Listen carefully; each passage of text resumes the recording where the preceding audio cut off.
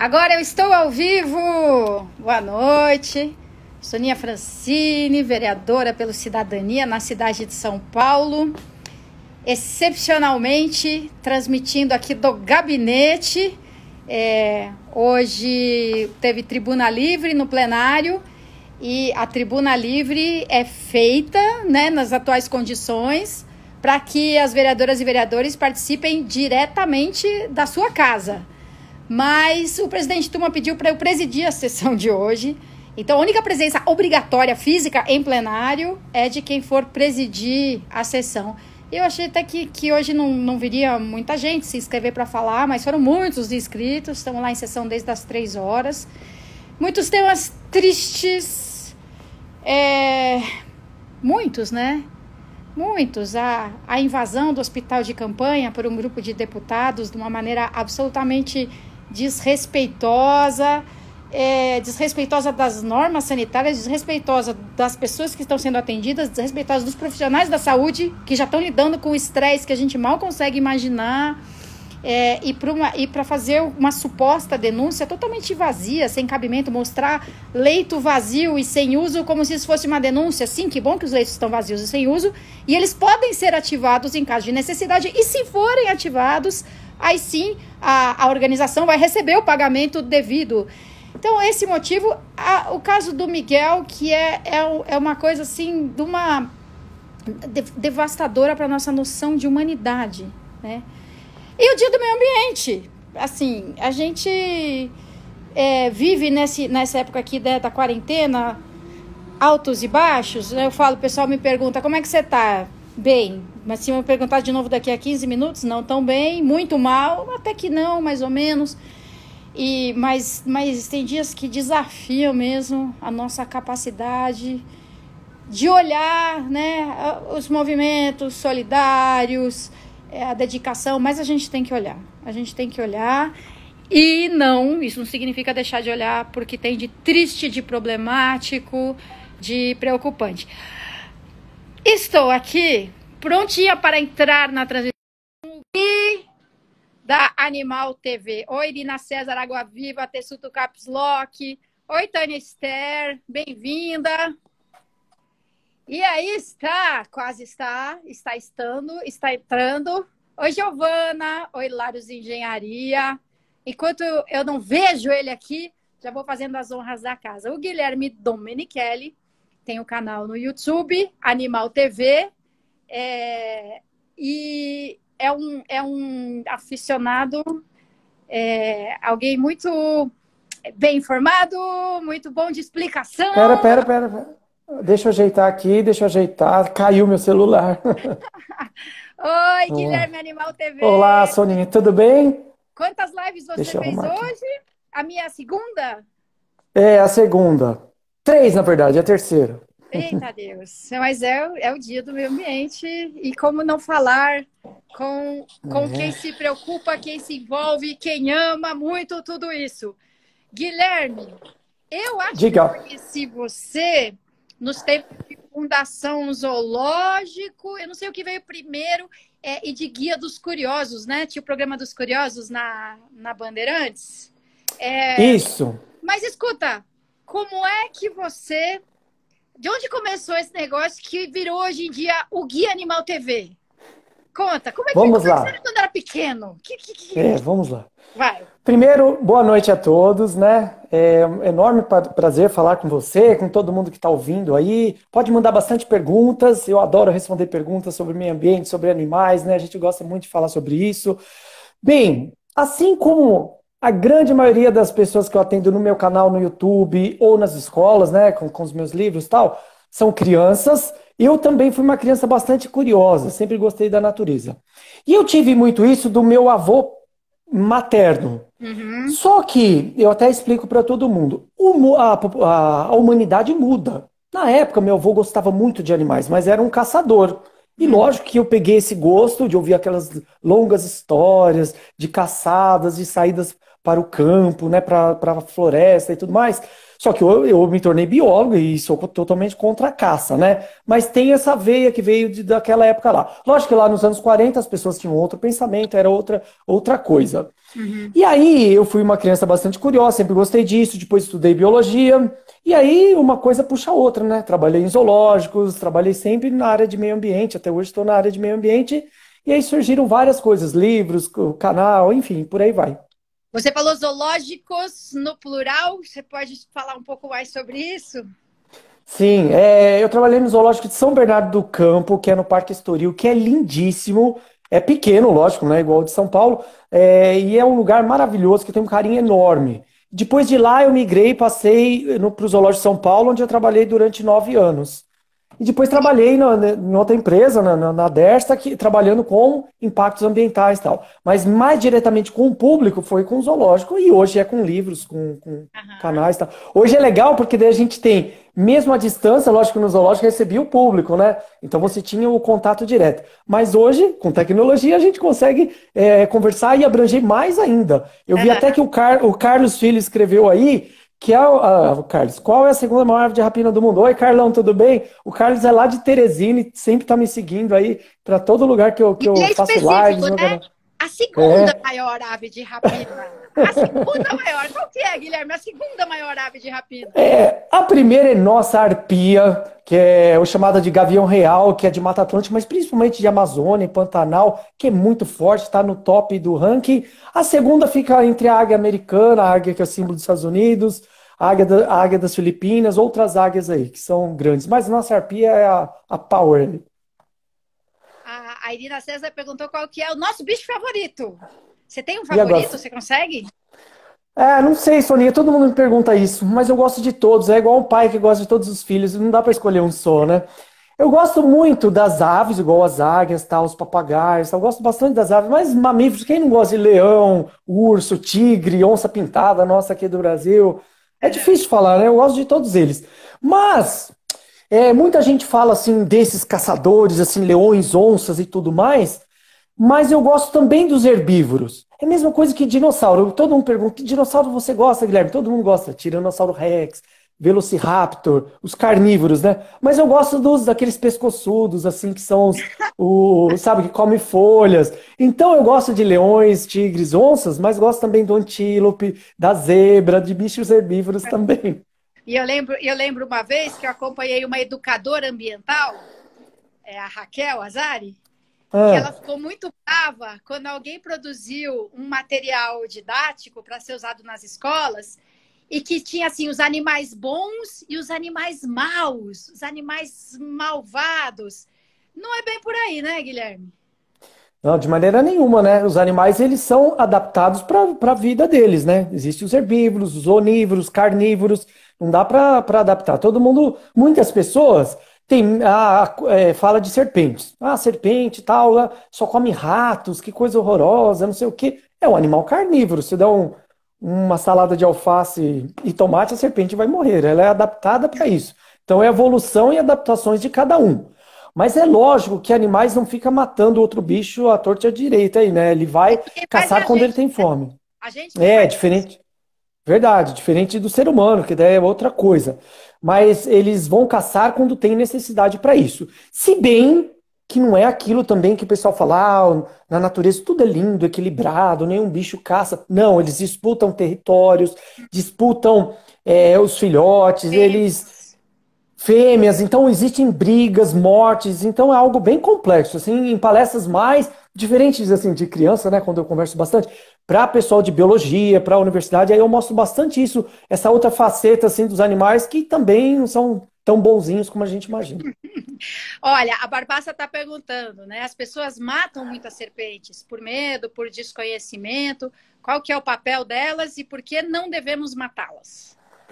Olha, todo animal tem uma função na natureza e eles disputam, todo ser vivo disputa a vida, ele quer sobreviver. Uhum. O que está acontecendo hoje com o vírus também, no caso do Covid. É um ser vivo que quer disputar, ele quer sobreviver. No caso, está atacando o homem. Existem outros parasitas, outros vírus, outras bactérias que querem sobreviver, fungos, e atacam plantas, animais. Isso Desde que existe a Terra, a evolução mostra isso, né? Os animais tentam se adaptar e por aí vai. E as serpentes também.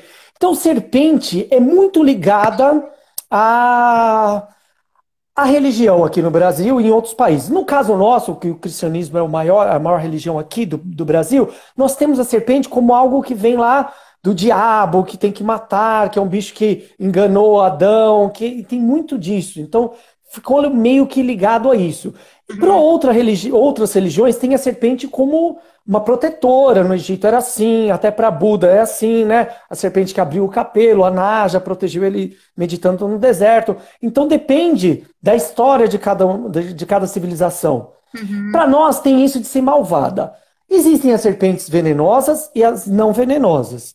Todas elas mordem? Sim, mesmo a não venenosa. Então, sucuri não tem veneno, mas morde. Jiboia, caninana, mussurana, elas mordem e machucam.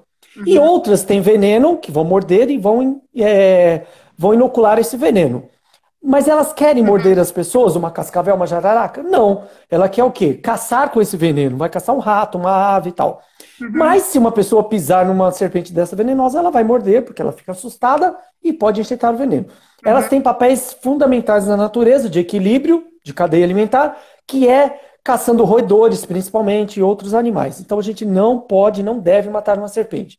Ah, encontrei uma cobra, cheguei no meu sítio, uma serpente dentro de casa. Liga para o corpo de bombeiros ou a polícia ambiental que vai fazer o resgate. Ah, eu estou numa trilha, no hotel fazenda, vi uma serpente, desvia o caminho dela, ela vai embora sem problemas. Deixa eu ver, apareceu. O Carlos Filho, a gente vê que ele é sócio do Animal TV, porque ele pergunta: quem venceria a batalha, urso polar ou tigre siberiano? Eu, quando vejo as lives do Gui, eu me divirto, porque tem sempre as batalhas. Eu me sinto meio no Big Bang Theory, assim, as batalhas. Verdade. Mas, ó, não, mas eu não vou falar de batalha aqui, não. O Gui o Theo, no perfil aqui PitLab, tenho 5 anos, moro em São Lourenço, Minas Gerais, adoro o seu canal. Você pode falar sobre a zebra, por favor? Tudo bem? Ah, adoro Minas Gerais. Tem muitos parentes aí em Minas, né? Parte da minha família, da minha mãe, do meu avô que eu citei agora, todos de Minas, aí do sul de Minas. Falar sobre as zebras? Legal. Existem algumas espécies diferentes de zebras. E uma pergunta que muita gente faz é se a zebra é branca com listas pretas ou preta com listas brancas. Ela é branca e tem listras pretas. Pode ver que a barriga da zebra é mais branquinha, né? Ela é desse jeito. É um herbívoro, né, assim, parente dos cavalos, que vive só na África, nas planícies africanas, vive em manadas. E no passado recente, a gente pensava que as listas das zebras serviam para uma camuflagem. Falou, ué, camuflagem? Dá para ver de longe uma zebra lá, é diferente, ela não se camufla na natureza. Mas, quando as zebras corriam em manada, e o leão que enxerga em branco e preto, ele corre atrás da zebra para dar o bote no pescoço, ele errava, não sabia onde começava e terminava uma zebra, com aquele monte de zebra branco e preto correndo. Mas hoje, isso ainda funciona, né? É ainda verdade, mas hoje a gente sabe que aquelas listras, elas espantam insetos, espantam moscas. Então a mosca, ela foge de zebra branco e preto porque não se sabe ao certo, mas espanta as moscas. Inclusive mosca tsetse, que é uma mosca que pode matar a zebra e outros animais. E aí, existem pesquisadores recentemente no Japão que estão pintando vacas de preto e branco para espantar moscas e não usar vacinas ou produtos assim, algum inseticida que passa no animal, pesticida e tal. Então, pintando vacas aí de preto e branco e está dando certo. Parece uma pesquisa bem recente. E tá certo! Tá dando certo. Pintar casa. Vamos pintar casa. Muito legal, muito legal. Pode... zebra. Olha, o Rômulo Neves fala que uma vez ele escutou de um professor que as corujas não têm um voo silencioso, mas em diversos documentários que elas são muito silenciosas. E aí, o que você diz? Silenciosa ou não? Sim, elas são silenciosas, sim, e muito. Aí existem pesquisas que provam isso também. Então elas têm um voo, elas têm penas diferenciadas. Então a ponta, né, das penas parece uma franja. Então quando ela bate asa é muito diferente de uma galinha, vamos dizer que bate asa e faz muito barulho. Então é uma adaptação também para voo noturno. Então a coruja, ela enxerga super bem e ouve muito bem. E também o animal cercado de muitas lendas, que para nós cristãos tem aquilo desde a Idade Média na Europa, que era ligado à bruxaria, à Inquisição, muitas mulheres foram mortas por isso, então corujas, gatos pretos e tudo mais. Então a gente tem um pouco disso. Tanto é que tem uma coruja que é bem comum no Brasil, que é o Tito alba, né, o Tito forcato, que é a coruja de igreja, que em algumas regiões, principalmente no nosso Nordeste aqui, é chamada de rasga-mortalha, que o barulho, o canto que ela faz parece que é a mortalha, né? Que é aquele tecido que põe no cadáver, quando vai velar, assim, parece estar rasgando aquilo. Mas não, né? Não tem nada disso. Agora, em outras regiões, em outros países, na Grécia, por exemplo, é ligada à sabedoria.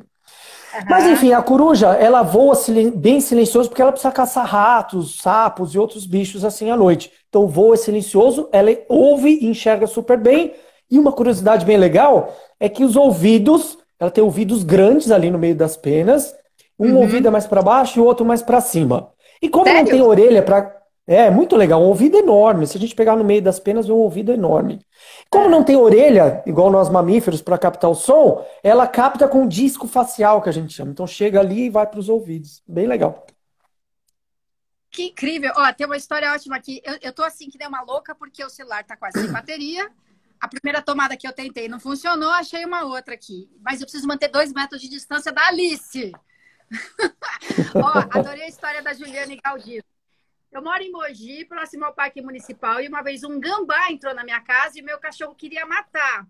A gambazinha estava prenha, nós ligamos, não me recordo para qual órgão, e nos aconselharam a matar o bichinho. Minha mãe falou Nossa, um monte no telefone, fez ligou bem. para outro lugar e vieram retirar a bichinha. Meu, tem que ligar para o lugar certo. Quer dizer, se ligar para os bombeiros, tem um gambá aqui em casa, o que acontece? Eles vão resgatar, sim, o Corpo de Bombeiros em todas as cidades são excelentes, né? São profissionais ótimos, assim. Eu tenho amigo pessoal, assim, que é bombeiro, e são ótimos. Aí ligou para algum lugar errado, aí alguém falou, nossa, matar de maneira nenhuma. Uma que qualquer ação, assim, de matar ou transportar, caçar animais silvestres é crime ambiental, na lei federal, né? A pessoa vai responder por crime. Então, e fora que ele é uma Imagina. vida, né? A gente tem que respeitar a vida. Mas assim, o gambá é um animal que vive em borda assim de cidades, bairros, zona rural. Ele gosta de aproveitar restos de comida, às vezes vai na ração do cachorro, do gato que você deixa no quintal. Então, Uhum. se a gambazinha estava prenha, então tá precisando de mais alimento para produzir o leite. Lembrando que o gambá é marsupial, ela tem a bolsa na barriga, né? Igual os cangurus e koalas, ficam os filhotes ali dentro e tal, e vários filhotes. Então ela tem que cuidar. Por isso que ela chegou no quintal aí do nosso amigo. Aliás, eu não respondi para a Ina César qual que é o meu bicho favorito. Filhote! Qualquer um, Todos. de qualquer bicho. Ó, a Júlia, de 6 anos, pergunta qual é a diferença do crocodilo e do jacaré. Ótimo, Júlia, ótima pergunta. Eu vou fazer um vídeo sobre isso, todo mundo me pede, eu sempre explico. Então é assim, esse grupinho de animais é chamado de crocodilianos. Tem jacarés, no Brasil só existe o jacaré, são 6 espécies diferentes, crocodilos e gaviais. Algumas pessoas esquecem dos gaviais. O jacaré ele tem um focinho curto e quando ele fecha a boca, a gente só vê os dentes de cima fora da boca. Os crocodilos têm um focinho mais comprido e com a boca fechada tem os dentes de baixo e de cima para fora, mesmo com a boca fechada. Na África é o crocodilo lá do Nilo, na Austrália tem crocodilos por aí. E o gavial é um que tem um focinho bem fininho e comprido, só existe na Índia, no rio Ganges, é um bicho bastante ameaçado de extinção. São só esses. No passado, na pré-história, existiam crocodilos gigantes, outros bichos assim. Uhum. O Tessuto, Caps Lock, fala: aqui onde eu moro tem muitos pássaros. Tuís, maritacas, sabiás, bem-te-vi. Aí foi o seguinte: eles costumam cantar todos os dias, menos aos Que legal. domingos. Sempre me pergunto por quê. Já tem Não, explicação? não tem explicação. Eles não sabem o dia da semana. Quando tá mais sol, mais quente. Por isso que na primavera, que entra o período reprodutivo deles, as aves vão cantar muito mais. Então eles não sabem de dia da semana, não. Mas é um privilégio na cidade, uma cidade como São Paulo, ou grandes metrópoles, né, grandes cidades pelo Brasil afora, ter muitas aves hoje em dia. No passado, recente aí, falo recente para não entregar a idade, mas nos anos 70, não tinha tantas aves como tem hoje na cidade. Por exemplo, tinha muitos Não pardais tinha? que não são. Não tinha tanto assim. Tinha muito pardal. E o pardal não é uma ave brasileira, é uma ave exótica que veio da Europa no começo do século XX, né? Trouxeram lá no Rio de Janeiro, quando era a capital do Brasil, espalhou pelo Brasil todo e tomou o espaço das aves brasileiras. Hoje que a gente teve uma queda na população de pardais, as aves das cidades, sanhaço, sabiá, maritaca, curruíra, tico-tico, eles tiveram um aumento, né? Então aumentou e tem mais espécies brasileiras. E o legal que muita gente faz, e quem nunca fez pode fazer, é colocar alimento para essas aves. Então, comedouros você pode fazer em casa, colocar na sacada do apartamento, no quintal, com frutas, sementes, que esses passarinhos vão chegar ali perto. Mas não é para todo animal que é legal deixar comida, né? Não tem uma história assim, que dependendo do animal, se você coloca a comida, ele perde a habilidade de buscar o alimento por si mesmo? Quais seriam os casos em que isso seria contraindicado? Para as aves assim, com frutas e sementes, tudo bem, não vejo problema nenhum. Um problema grande é com beija-flor.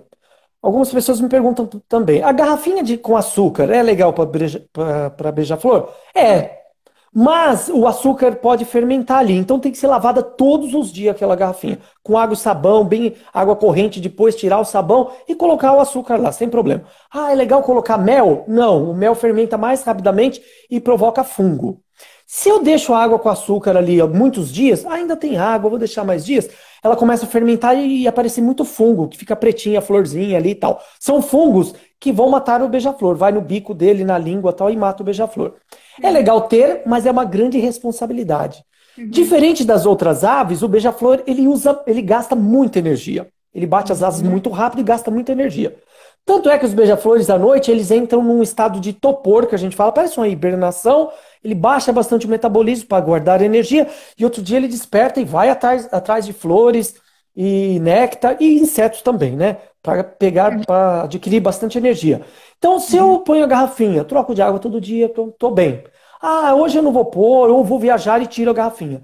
Às vezes o beija-flor voa quilômetros para chegar ali, que ele sabe que tem alimento, com energia para ele. Chega lá, não tem, ele vai ter que ir atrás de outra flor, de outra fonte de energia. E aí ele pode morrer. Então é uma responsabilidade para eles. Nunca pensei. O Geraldo da escola está dizendo, aqui onde eu moro tinha um filhote de coruja. E eu cuidei até ela aprender a voar, depois soltei. Por incrível que pareça, de vez em quando ela está aqui em volta da escola junto com as outras. Que legal, parabéns, muito legal. Legal cuidar disso, né? Para ver como as pessoas estão mudando a visão assim com os animais, com a natureza. Muito bacana, parabéns. E quando encontrar algum animal, você pode também levar para centros de triagem, que tem em várias regiões do Brasil, né? Ou pode ser do IBAMA, ou da prefeitura, ou do estado. No caso, a cidade de São Paulo tem o DEPAV da prefeitura, que fica no Parque Anhanguera, e tem o Parque Ecológico Tietê, que recebe esses animais. Já tem um filhotinho, então leva lá que eles vão cuidar, depois soltar na natureza. Olha, a Silvana está perguntando como contribuir para a sobrevivência das abelhas. A gente recentemente ficou alerta para esse fato de que as abelhas são super importantes para o equilíbrio geral. Explica aí, Guilherme, como a gente pode contribuir para a sobrevivência das abelhas? É extremamente importante, extremamente importante. Por quê? Vários insetos, e principalmente as abelhas, que são em grandes quantidades de insetos. Bom, aqui no Brasil, vamos lá, rapidinho uma história. Nós temos várias espécies nativas, que são espécies brasileiras, jataí, mandaçaia, arapuá, várias espécies brasileiras. Todas as espécies brasileiras não têm ferrões. Elas não têm ferrão, não vai picar ninguém. O máximo, a arapuá, por exemplo, que é uma pretinha, enrola no cabelo, eu não tenho problema com isso. E as outras abelhas... Aquela que tem a bundinha que a gente fala amarela e preta é uma abelha europeia, que trouxeram para o Brasil porque produz mais mel. Nos anos 80, pesquisadores brasileiros trouxeram a abelha africana, que é maior, produz mais mel, mas é mais agressiva. A Embrapa trouxe. Quando trouxe para o Brasil, ela hibridizou, ou seja, cruzou com a abelha europeia e ficou uma abelha que nós chamamos hoje africanizada. É um pouco mais agressiva do que a europeia, que é bem mansa. Ela espalhou para todo lado e chegou até os Estados Unidos hoje. E é a abelha que causa, às vezes, muitos acidentes e matam até pessoas. Bom, todas elas são importantes. Por quê? Fazem a polinização. Lembrar na escola quem disse aqui. Polinização, o que é? A troca, né? é o sexo entre as plantas, a troca de gametas que a gente fala. A flor, a planta tem flor, porque é o órgão sexual da planta, e precisa trocar o gameta de um lado para outro. Como que ela faz isso? Então, os beijos e abraços das plantas é a troca de flor. Precisa do inseto, precisa do beija-flor, precisa do vento, às vezes, para levar essa gameta até outra planta da mesma espécie que tem a flor ali esperando. As abelhas vão ali para pegar o pólen, né? Ela não tira o mel da flor, ela pega o pólen, leva para a colmeia e fabrica o mel, que é alimento dela. Então ela vai na flor e vai em outra, e vai em outra, e ajuda na polinização, a reprodução da planta. Se não tiver isso, não transforma a flor em fruto. Nos Estados Unidos existe um grande problema com a queda da quantidade de abelhas, que é a polinização. Aí, alguns agricultores estão contratando apicultores, que são pessoas que criam abelhas. Ela vai com um caminhão lá com várias caixas de abelhas, abre aquele caminhão numa plantação de laranja, fica semanas lá, as abelhas polinizando ali as flores. Depois que a queda, né, tem poucas flores, aí o caminhão vai embora, ou seja, né, são essenciais para a produção, inclusive agrícola, para nós, produções grandes como laranja e outras assim. E hoje está tendo uma queda por causa de agrotóxicos e o aquecimento global. E lembrando que mês passado, em maio, foi o mês das abelhas. Até fiz um videozinho sobre isso. E aí, o que a gente pode fazer? Né? Ótimo, esqueci disso. O que a gente pode fazer para ajudar as abelhas? Plantar muitas flores. Ou ter abelhas em casa. Não precisa ter abelha europeia africanizada, que ela é perigosa mesmo, mas caixinhas com a jataí, que é uma abelhinha pequenininha, que é muito legal. Ela faz um tubinho de cera ali na entrada da colmeia. Toda noite elas fecham aquele tubinho à entrada com cera, depois abre de manhã de novo, acorda, né, e vai de novo aí para a natureza. Então, isso é legal. E flores, elas precisam de flores. Então, plantando várias flores diferentes, as abelhas vão vir ali para pegar o néctar, o pólen. Ótimo. Então, a gente pode ajudar, pode evitar de usar inseticidas também. Verdade. Também evitar inseticidas. Outras pessoas, um exemplo legal, Morgan Freeman, que é um ator excelente, que eu adoro, né? Um dos atores que eu mais gosto. Ele fez no rancho dele, se não me engano, no Arkansas, eu não lembro o estado agora, mas vários hectares, ele fez um santuário para abelhas, na reportagem que eu li. Estão plantando várias flores só para ter abelhas lá, as caixas de abelhas, que ele é um apicultor amador. Um bom exemplo de uma pessoa famosa. Mas se eu quiser criar jataí em casa, o que eu faço? Onde vende jataí? Onde eu pego? O que eu faço? Não, alguns apicultores, eles vendem a caixinha já com a colmeia de jataí, já com a rainha ali e tudo mais. Dá para comprar isso. E na internet é fácil de encontrar. É bem legal isso. E no campo, aqui, por exemplo, eu estou fazendo a quarentena aqui em Valinhos, né, a cidade aqui pertinho de Campinas, e tem um ninho de jataí na parede. Então ela apareceu aqui, fez o tubinho lá. E só de olhar isso com as minhas filhas é muito legal, né? Ó, vou emendar 3 perguntas aqui. O Ricardo Costa, que é persistente, ele pergunta o que são alligators. Porque a gente falou jacaré, o crocodilo, e ele pergunta dos alligators. O Diogo Luiz, na sua opinião, na nossa, qual o animal marinho mais ameaçado de extinção?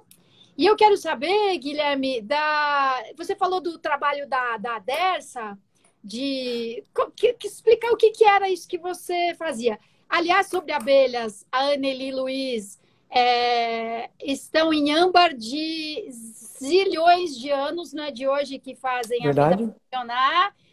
O Arthur pergunta se elas estão em extinção, as jataí. O Sandro diz que cultiva a plebeia. E, bom, vamos lá. Alligators. Qual foi a outra pergunta mesmo? Animal marinho mais ameaçado de extinção. E esse trabalho na Dersa. Pô, Dersa faz estrada. O que você fazia lá? Vamos lá, devagar. Primeiro, o alligator é um grupo também, como os jacarés, né? É um grupo diferenciado que a gente fala assim, mas é dessa linha aí dos jacarés e crocodilos. Só existem na América do Norte, com várias espécies diferentes, e algumas bem grandes, que pode chegar a 5 metros de comprimento. Os bichos ficam grandes. Nós temos no Brasil o jacaré também grande, que é o jacaré açula da Amazônia, chamado jacaré preto também, que chega aí perto de 5 metros. E outros grandes são os crocodilos lá da Austrália e da África, né? O crocodilo do Nilo, chegando a 6 metros, e o australiano a 7 metros, muito grande. Bom, de animais marinhos ameaçados. É lógico que eu vou falar, são vários, né? Mas nossa querida baleia azul, o maior animal que existe no mundo, que se tem história, nem dinossauros, os saurópodes, que são os pescoçudos lá que comem folhas, brontossauro, tal, aqueles grandões, não eram tão grandes como a baleia azul. Só o coração dela é tamanho de um carro pequeno, a artéria dela daria para um humano adulto caminhar de joelhos, assim, engatinhando. É um animal gigante e muito ameaçado de extinção. Várias espécies de baleias, a população,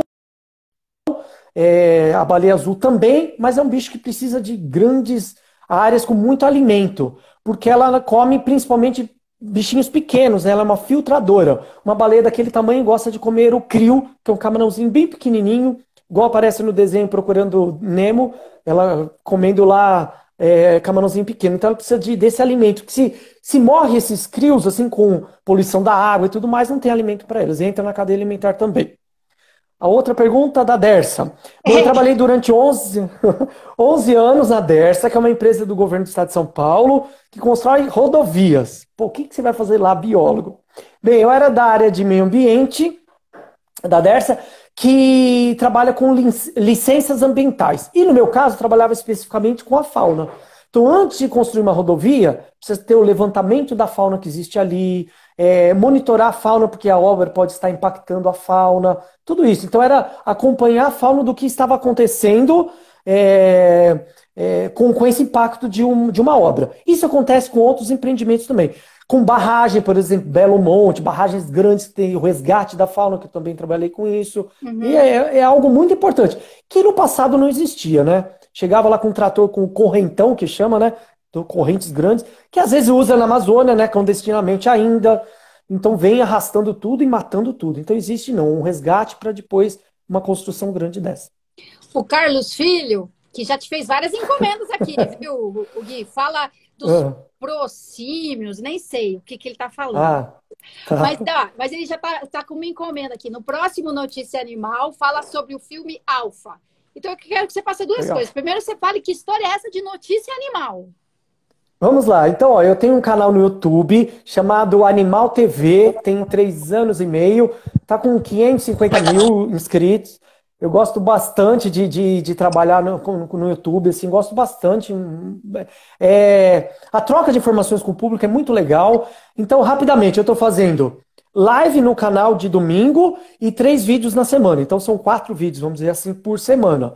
Na segunda-feira, eu criei esse Notícia Animal. O que é? Aí eu vou lendo e discutindo notícias sobre o meio ambiente. Então, não é um vídeo só de animal, como eu ponho na quarta e na sexta-feira, falando de alguma espécie. Falando sobre notícias, como eu falei do Morgan Freeman, eu coloquei lá, falei de abelhas já. Então, notícias mais curtinhas, assim, o que tá rolando por aí. O leopardo atacou um cão lá na Índia, que passou agora, eu pus essa notícia. Foi encontrada uma abelha azul, ó, falando de abelha, lá na Califórnia há pouco tempo. Então, são notícias assim que eu coloco toda segunda-feira. Por isso que é esse Notícia Animal. É um quadro novo que eu criei aí faz um mês. Ó, o Sandro, do Borboletário de Diadema, diz que é... Ô, Sandrão! E manda um abraço. E a gente falou de abelha e Meu Mundo, Meus Cachos falou: qual é a função do marimbondo, além de nos picar? E ela dá uma choradinha assim. Vamos lá, cachos. Sandrão, um abraço aí para o Borboletário de Diadema, que é um lugar fantástico. Todo mundo deve visitar o Borboletário, ver as borboletas e os ótimos profissionais como o Sandro, que trabalha lá. Um abraço, Sandrão. E a secretária do Meio Ambiente aí também. Bom, vamos lá. O marimbondo, ele produz mel também. Mas produz mel em pouca quantidade, né? Então fica dentro da casinha que a gente fala lá da colmeia, né? Do cacho de marimbondos lá. Ele fica lá dentro e tal e produz mel. O ferrão dele, né? A ferroada, é para proteção. É a forma de proteção deles. As abelhas produzem mel para elas.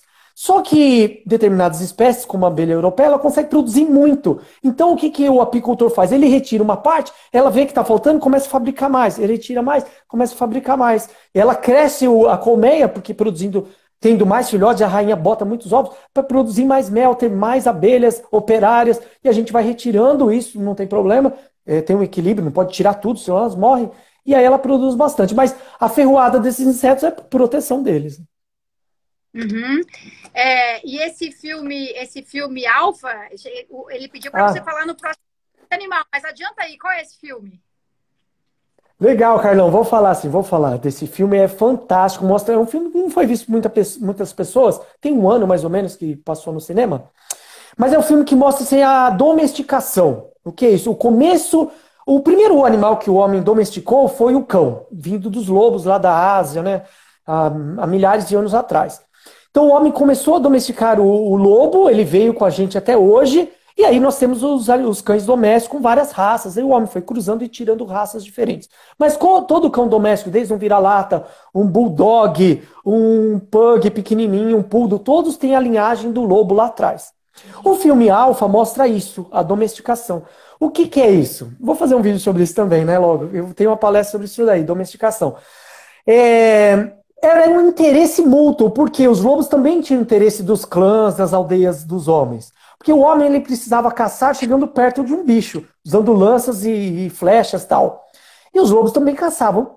Tendo contato com os lobos mais mansos que acompanhavam as aldeias para pegar restos de comida, e tinham filhotes mais mansos que os homens foram pegando e ficando lá junto na aldeia, os homens conseguiam caçar com mais precisão, com mais objetividade, porque o lobo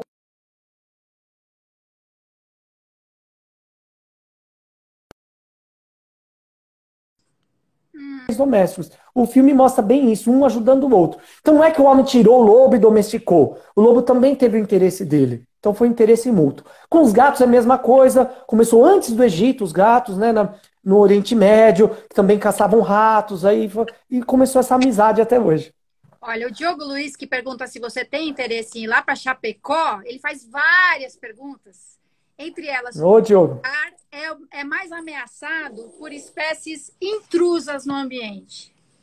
Tem uma. É possível apontar Deu um. um corte. Eu não entendi, Soninha. Deu um cortezinho, eu não entendi. Qual lugar é mais ameaçado por espécies intrusas no ambiente? Ótimo. Bom, primeiro um abraço para todo mundo de Chapecó. Eu vou conhecer, não conheço Chapecó ainda, mas eu quero conhecer sim. E sempre que falo em Chapecó, não tem como não lembrar da Chapecoense, né?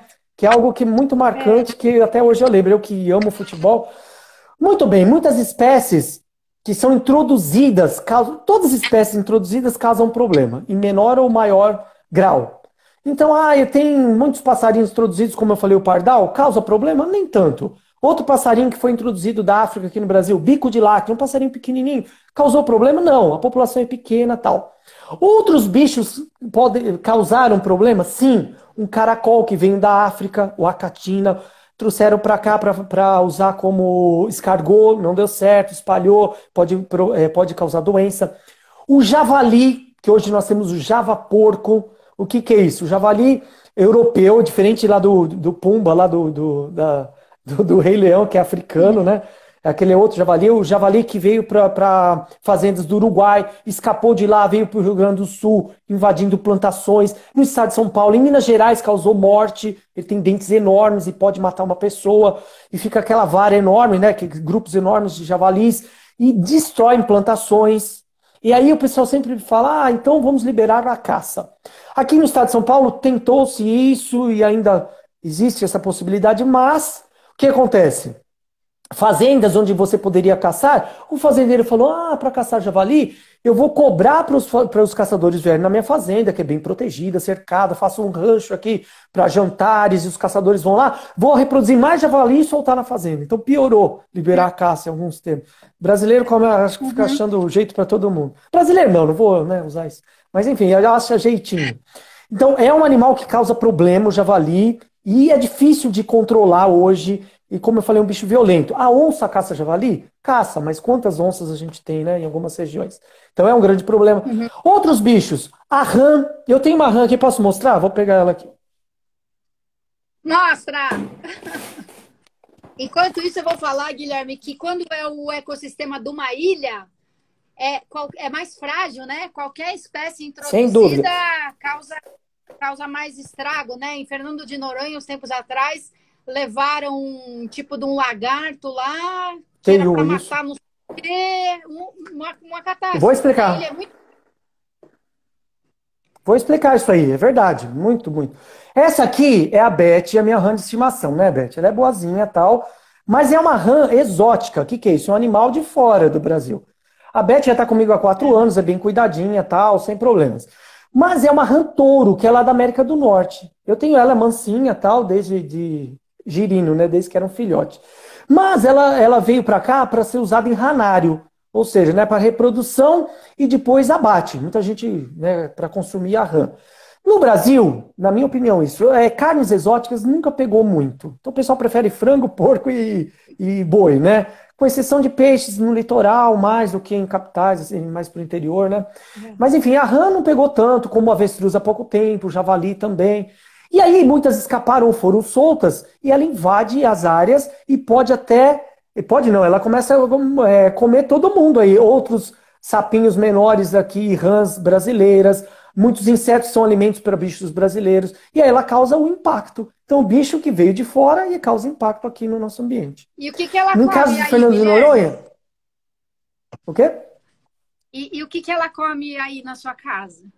Ah, só ração. Ração própria para rãs, assim, que é para criadouro, né? De ranário, aí não tem problema nenhum. Tá bom? Fernando de... E no caso, Fala, fala. Fernando de Noronha, deixa eu pôr a Beth aqui no aquário dela. E em Fernando de Noronha, o que que acontece? Com a visitação, os navios que iam para lá, começou a ter muitos ratos. E rato pegando restos de comida e tudo mais. O rato aí que vive em esgoto. E algum esperto falou o seguinte: ah, legal, existe um lagarto teiu, que é um lagarto brasileiro, beleza? Vamos levar para lá que ele caça ratos. Realmente o teiu, se ele tiver oportunidade, ele caça rato. Só que o rato tem hábito noturno, dorme durante o dia, fica escondido, e à noite que ele sai para procurar comida. E o lagarto teiu, hábitos diurnos, fica acordado durante o dia e dorme à noite. Nunca ninguém se encontrava. O que os ratos começaram a fazer, e os lagartos também? A predar ovos e filhotes de aves marinhas. E várias aves marinhas da região ficaram ameaçadas de extinção. Então, se for mexer, vai dar problema. Tem que ser muito bem estudado isso. Outro exemplo grande é a Austrália, que é uma ilha, né, enorme, né, na Oceania, que tem vários problemas. E com muitos bichos que só vivem lá. Vários marsupiais, são os bichos que têm a bolsa na barriga, vários bichos diferentes que evoluíram só naquele lugar, muitos ameaçados porque tem a lebre europeia, o rato, e vários bichos que foram levados para lá e dizimaram. Raposa também, que caça muitos marsupiais, e dizimaram vários bichinhos australianos. Olha só, tem uma pergunta muito importante, muitíssimo importante, que é se a gente acha que tem como salvar a Amazônia, do Ricardo Costa Análio. Ai, vamos falar só disso agora? Tem como salvar? Vamos lá. Eu aqui em São Paulo, você aí em Valinhos. Primeiro, tem como salvar a Amazônia? Qual é o Sim. ponto a partir do qual não tem mais como salvar a Amazônia? Porque se fala nisso, né? Que tem o ponto de virar, É. a partir do qual você não consegue mais recuperar um ecossistema. E se tem como a gente não chegar nesse ponto, Guilherme? Olha, a Amazônia dá para salvar a Amazônia? Sim, certamente, eu sou bastante otimista com isso. Mas precisam de leis e precisa de fiscalização. Porque a gente sabe que tem problema com grileiro, o que acontece com o incêndio na Amazônia é porque para abrir áreas, hectares e mais hectares para ser vendido, todo mundo sabe o que acontece. Eu tenho amigos pesquisadores, biólogos que foram fazer trabalho de monitoramento de fauna, que ele chega em área próxima a Manaus, ele falou, cara, não era longe da cidade. E chegando perto, com picada aberta na mata e barulho de motosserra comendo solto lá. Fala, pô, como é que ninguém viu? Lógico que vê. A gente sabe que tem muita gente envolvida, né? Então precisa de uma fiscalização certa que vai prender madeireira, criminosos que botam fogo, grileiros, todo esse pessoal que destrói a Amazônia. Isso existe desde quando? A gente ouve na época de Chico Mendes, ouve antes disso. Então tem jeito ainda, falta muito ainda para destruir toda a Amazônia, mas boa parte, né, uma grande parte dela foi destruída. Em alguns estados como Pará, norte lá do Mato Grosso, Goiás, aquele pedaço da Amazônia, está muito devastado, muito mesmo. Lógico que no coração da Amazônia, do estado do Amazonas, do Acre, tem muita área protegida ainda. E muita coisa que a gente nem conhece ainda, que a pesquisa nem chegou aí, nem estudou ainda. Uhum. Eu vi, tá tendo a Mostra Ecofalante esses dias, e o filme da abertura foi um filme sobre o Pantanal. E também o Pantanal super ameaçado, com assoreamento de rios. em lugares que tinham um regime em que enche e seca, né? Alaga e seca, alaga e seca. E agora com o rio assoreado por erosão, umas vossorocas gigantescas por causa de ocupação predatória, né? Para agricultura e tudo mais. Então tem área que enchia e secava e agora ela é permanentemente alagada. E aí as árvores vão apodrecendo, a fauna vai desaparecendo. Nossa, é devastador. Eu vou pedir para a Alice ver o nome do filme aqui. Ruivaldo, o Homem que Salvou a Terra. É um filme assim, tipo, de 1 hora de duração. Foi da abertura da Mostra Ecofalante e ele vai ficar disponível na plataforma, na Vimeo, até aí os próximos dias. Eu super recomendo, assim. É muito tocante. Aliás, eu acho que para salvar a Amazônia, para salvar o Pantanal, para salvar as abelhas, a gente tem que ficar tocado, né, Guilherme? Eu acho que fazer sim. E fazer disso, assim, alguma coisa, alguma atitude. Hoje nós temos um poder de informação tremendo, né? Eu sempre falo assim, eu gostei de animais e eu ia pesquisar onde? O que eu adorava, o novo conhecer, a enciclopédia que eu ficava vendo, não tinha internet, né? E eu sempre falo isso, eu queria saber sobre o elefante africano. Até chegar no elefante, eu lia sobre as pirâmides do Egito, então a gente aprendia até mais do que a internet, falar a verdade. Mas o poder de informação é enorme e é uma obrigação, eu acho, de quem gosta da natureza, não só de biólogo como eu, passar as boas informações, que é um gancho das pessoas gostarem e conhecerem. E tem que ser tocante mesmo. Eu acho que é uma ferramenta você tocar ali se é algo sentimental para a pessoa, saber o que está acontecendo, né? E tomar uma atitude, tomar uma ação. Nós temos biomas belíssimos no Brasil. Quando a gente fala da Caatinga, que é o nome indígena que significa mata branca, porque é uma mata seca, mas ela é super rica com fauna, com flora. A Amazônia, né? Onde a gente vai fora do Brasil, fala do Rio de Janeiro ou da Amazônia, né? Sempre. São os cartões postais do Brasil. O Pantanal com a riqueza que tem, os Pampas Gaúchos, Mata Atlântica, Cerrado, enfim. O Brasil é muito rico. E eu acho que na minha opinião, uma das ferramentas, uma das possibilidades de a gente salvar esses biomas e ser mais fiscalizados é o turismo ecológico. Em vários países tem isso. Tudo bem, por exemplo, eu dou um exemplo da Costa Rica, mas é lógico que é um país bem pequeno comparado ao Brasil, que vive principalmente do turismo.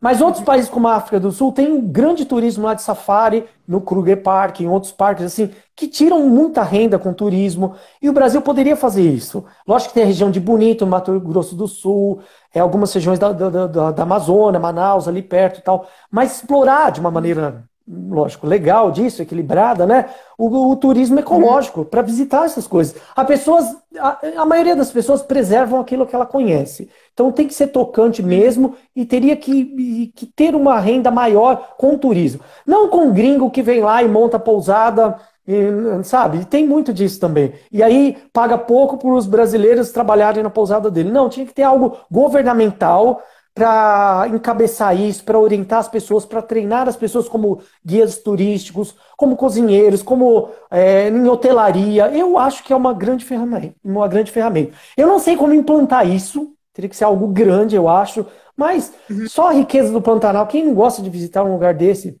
Ou a pesca esportiva, que muita gente gosta, vai, pesca e solta o peixe novamente.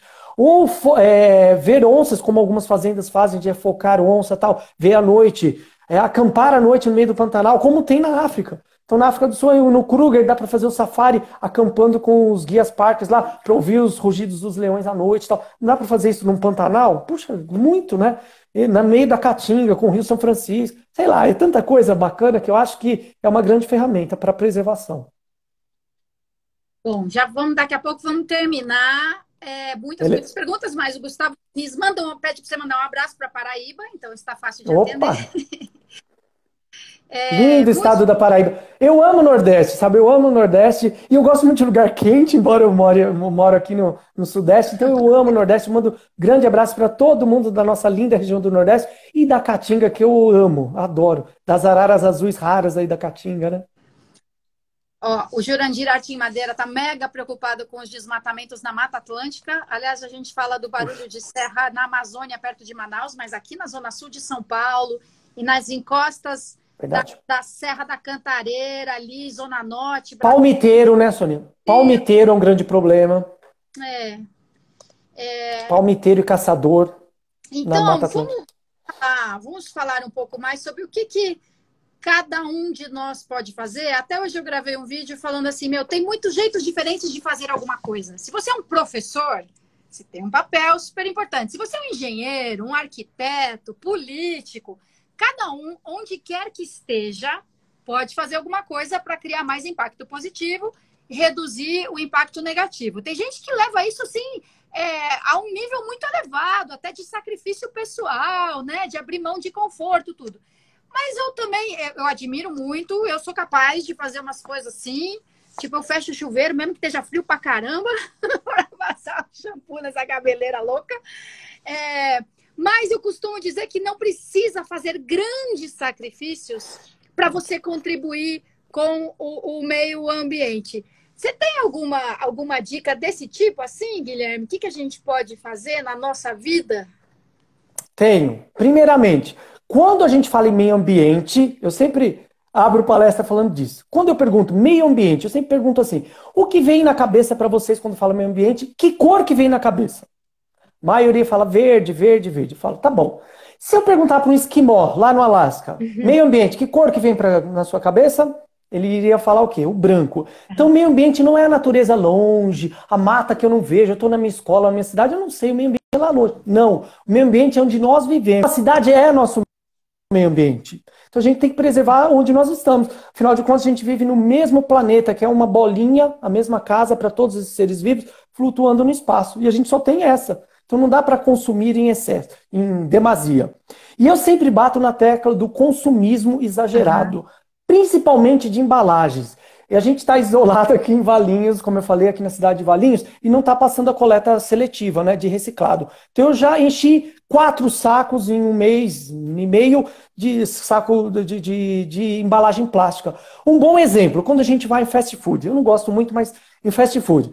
Chega lá, é a bandeja que tem um papelzinho em cima da bandeja, o lanche caixinha de papelão, com outro papel dentro, o canudinho que é de plástico dentro de outro papelzinho, o copo que é de papel, lá sei lá, de plástico, uma tampinha de plástico.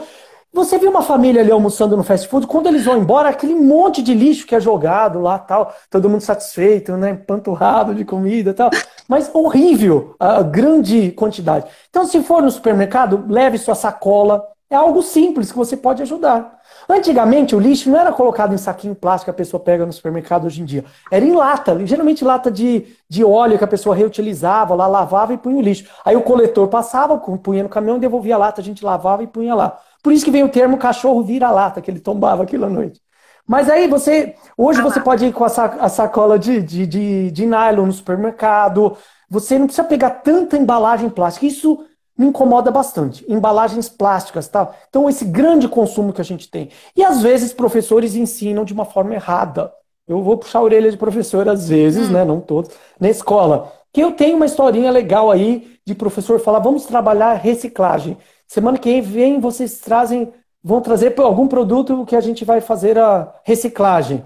Era uma latinha lá de sei lá, de extrato de tomate.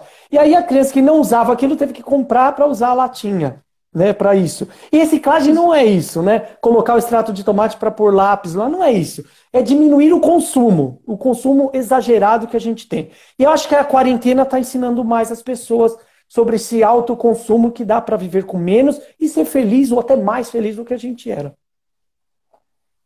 Boa. O Anderson Guarino conta aqui que a empresa que administra a BR-101 está fazendo um trabalho excelente, construindo pontes para os micos Leão Dourado, para que passem de um lado para o outro. Isso, o Carlos Filho exatamente. pede um abraço para o Piauí. Logo de cara, ele já deu um oi para a Teresina. A Barbaça, um abraço daqui do Porto. É o Rodrigo, é o Barbaça. Diz que teus livros estão à venda na livraria Parapaná.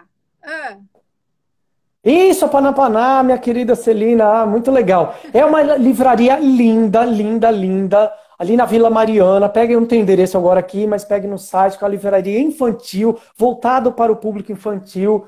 E é tão gostoso ler para as crianças, né? E elas lerem bastante, né? Eu tenho 4 livros publicados, já vou escrever mais para público infantil e infanto-juvenil, que é mais o meu assim. Eu gosto muito e a livraria Panapaná é uma gracinha. Você entra, a energia é boa, assim, é muito gostoso. Um grande abraço. Ai, legal, vou no Google procurar Parapaná. Então, Guilherme, manda onde é que o povo te acha aí, as perguntas que ficaram sem respostas, as sugestões de Vamos pauta do lá. programa. Manda aí a letra. Legal. Então, no meu Instagram Site. também, né? Que é Gui_Animal TV. No meu canal, que é o canal Animal TV no YouTube. Aí tem vários vídeos que pode colocar os comentários também, que eu vou respondendo na medida do possível. E vou fazer uma live agora. Uma live agora domingo, às 5 horas da tarde, que são as minhas lives. Aí é com a participação do meu grande amigo Ariel Martini, que é um paleontólogo aqui da Unicamp, né, doutor em paleontologia. Nós vamos falar sobre animais do passado, mas não dinossauros. A gente vai falar dos animais um pouco mais recentes, que são da era do gelo, que nós chamamos. Então, preguiça gigante, tigre dente de sabre, mamutes, esses bichos assim. Então, a próxima live aí, domingo às 5 horas da tarde. E também lá no meu canal, como eu falei, ou no meu Instagram, eu vou respondendo todas as dúvidas, perguntas, palestras e tudo mais. E o que pintar aí, pode me convidar que eu tô nessa. Muito bom. Meu mundo, meus cachos. Nossa, é verdade esse negócio de consumo exagerado. Eu não imaginava o quanto resíduo a gente acumula em casa até começar a separar os reciclados em casa. A gente tem que prestar muita atenção. Outro dia teve o evento Encontro Lixo Zero e eles perguntaram assim, lixo é sinônimo de quê? E eu falei, para mim lixo é sinônimo de distração. Você não presta atenção. Você não presta atenção no que você está fazendo, o que você pegou, se precisa mesmo daquilo e para onde você manda depois. Eu vejo o pessoal sair da padaria com um pacote de pão, que é uma coisa leve, um pacote de pão de papel, dentro de uma sacola plástica. Para quê? Dá para carregar um pacote de pão, não é? A gente tem que prestar atenção. Prestar atenção no que pega, no que usa, no que consome e se joga e como joga. Guilherme, muito obrigada. 4 livros você tem já? 4 livros? Quais 4 são livros, mesmo? eu tenho eles aqui. Posso mostrar rapidinho? Esse aqui, Mistério na Floresta Amazônica, que é a historinha de 3 animais que vivem uma aventura na Amazônia. Eu usei só bichos e árvores e plantas da Amazônia para valorizar os bichos daqui, porque todo mundo conhece o urso, o leão, o gorila, mas às vezes não conhece os bichos da Amazônia. Poderia usar bichos de outro lugar, né? Enfim, eles poderiam ser diferentes, mas eu usei bichos nossos. Esse daqui que é o Resgate da Tartaruga, é uma ficção também, historinha de uma classe, as crianças vão ver as tartarugas que vão botar ovos na praia, e aí encontram uma tartaruga doente, a questão do lixo e tudo mais. Esse aqui que é meu primeiro livro, Girafa tem Torcicolo, que são perguntas e respostas curiosas sobre os bichos, né? E esse aqui que é meu último livro, Criaturas Noturnas, os animais que vivem na escuridão, dos biomas brasileiros. Então eu só separei biomas do Brasil, dá para ver aqui. E são bichos da noite, só bichos noturnos. Então, às vezes bichos que as pessoas pouco conhecem, igual a paca, o graxaim do campo, que é lá do Rio Grande do Sul. Enfim, são bichos assim. E é isso. E eu tenho outros livros aí engatilhados aí também, e bastante escolas que adotam os livros. Até essa semana eu fiz com o Colégio Beit Yaakov. Um grande abraço para eles, são crianças fãs. Semana que vem tem com Cristo Rei, com Pio XII, enfim. São várias escolas que adotam. E eu hoje fazendo live com as crianças, né? Que já que não dá para ser presencial, mas trocando ideias aí sobre bichos e sobre livros. Legal. Legal? Tá me ouvindo ainda, Gui? Tô. O Plínio Ayub, Biologia na Veia, Histórico de Competência desde o posterior experiência no nosso impacto, grande escritor, admiração, muito legal. E Guilherme, você também recomenda o Atlas do Fundo do Mar? Você acha que é um livro bacana? O Almanaque do Fundo do Mar, não é? Da Raquel? É isso? Voltou? O Almanaque do Fundo do Mar também é um livro que você recomenda? Recomendo. É um livro ótimo da Raquel Azari. É um livro gostoso de ler. E esse livro, O Almanaque no Fundo do Mar, mostra os ambientes no oceano. Então, desde a superfície, o ambiente do meio ali da coluna d'água, e os bentônios, os bichos das profundezas, zona abissal, aquela lula gigante, tubarões. É um livro ótimo. Todos esses livros você encontra na editora, na Panda Books, e também na Panapaná. Entra no site da Panapaná que dá para pedir, que é mandado por correio também. Então são livros, ó, eu sou suspeita, falar que eu adoro ler e vou incentivando minhas filhas a ler também. É muito gostoso, né? A Adoro leitura é ler, muito gostosa. adoro bicho, adoro criança. Não é? Guilherme, muito obrigada por você encaixar mais uma live aí no Dia do Meio Ambiente. E eu reitero Beleza. o meu apelo para todo mundo. Cada um, onde quer que esteja, tem alguma coisa para fazer, para reduzir impacto negativo e para aumentar o seu Verdade. impacto positivo no mundo, inspirar as outras pessoas e fazer as suas escolhas criteriosas a cada momento. Obrigada, Guilherme. Obrigado, um beijo, Soninha. Obrigado a todo mundo. Um beijo para todo mundo de todos os Beijo, estados aí do Brasil. Valeu. tchau. Tchau, tchau.